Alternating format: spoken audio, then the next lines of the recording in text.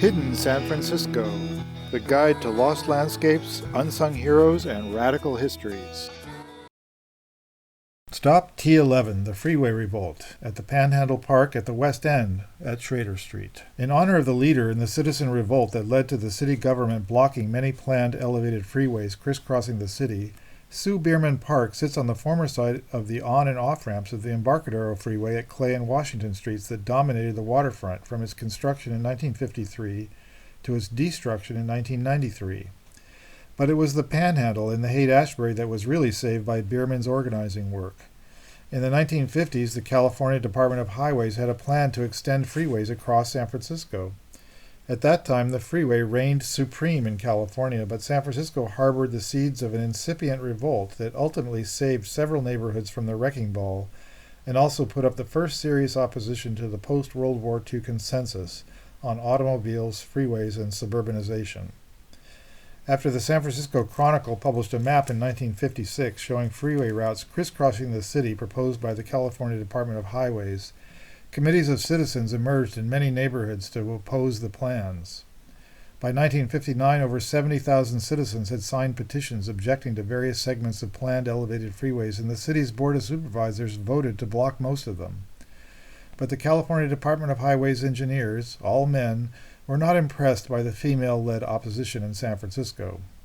The middle-class women in Glen Park, who led the effort to block plans to run a freeway through Glen Canyon, today one of San Francisco's most beloved open spaces and parks, were derogatorily dismissed by traffic engineers as the Gumtree Girls. But they prevailed. One bucolic neighborhood, Potrero Hill, was cut off by freeways on both sides, first its west side by the Central Freeway in the mid-1950s, and then Interstate 280 on its east flank. Neighbors were incensed and flooded City Hall and local press with complaints. Interstate 280 was built over the old Islas Creek watershed from Daly City to the former marshes east of Bernal Heights. The city fought bitterly against the engineers who wanted to run I-280 along the shores of San Francisco's drinking supply at the Crystal Springs reservoirs down the peninsula, and eventually forced the freeway builders to reroute Interstate 280 on the ridgeline above the reservoirs. All along, traffic planners assumed their mandate was to connect the Bay Bridge to the Golden Gate Bridge with freeways, and both bridges to freeways running south out of San Francisco on both west and east sides. But San Franciscans did not accept this vision and put up an extraordinary fight. Sue Bierman helped found the Haight-Ashbury Neighborhood Council to oppose the Panhandle Golden Gate Park Freeway that was meant to connect the Golden Gate Bridge to the Central Freeway. In May 1964, a mass rally was held at Kezar Stadium in the southeast corner of Golden Gate Park, featuring folk singer Malvina Reynolds singing her anti-freeway anthem. There's a cement octopus sits in Sacramento, I think.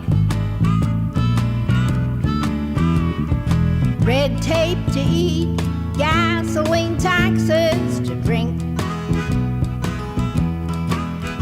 And it grows by day, and it grows by night, and it rolls over everything in sight. Oh, stand by me and protect that tree from the freeway misery.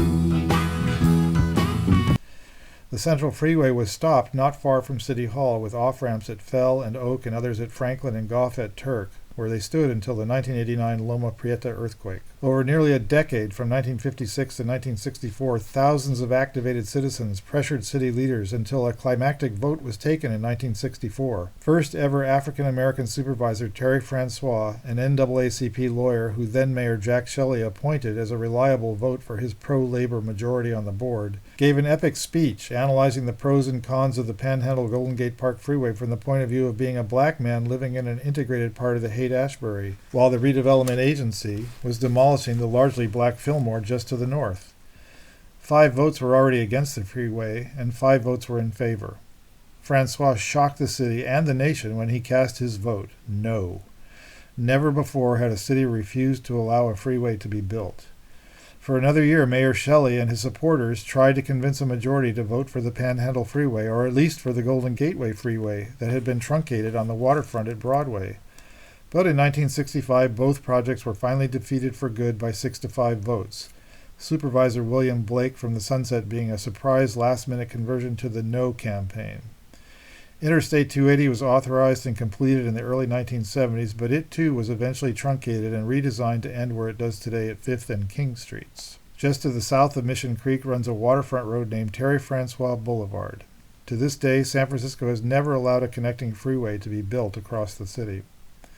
The 1989 Loma Prieta earthquake helped advance the then stalled cause of freeway removal by hopelessly damaging the Embarcadero Freeway and Central Freeway. As a result, they were removed and replaced by today's much-admired boulevards along the Embarcadero and Octavia Boulevard, where today the old freeway corridors are filled with new apartment buildings and a surface roadway.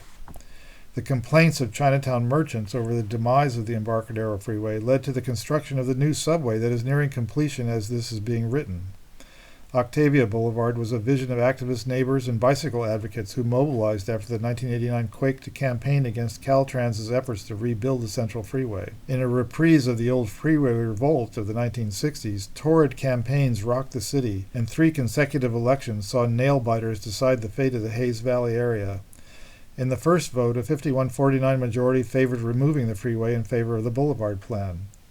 Sunset and Richmond dwellers used to driving on the freeway daily feared total gridlock and returned to the ballot and prevailed by an equally narrow 51-49 margin. Redoubling their efforts in a last gasp to alter the landscape, neighbors and new urbanists and cyclists coalesced once again, and in the third election won by a small margin again. This time, Mayor Willie Brown ordered the demolition to begin within weeks in order to prevent any further efforts to change course. The ensuing property boom and gentrification of the neighborhood has surprised even the most ardent supporters of the Surface Boulevard plan.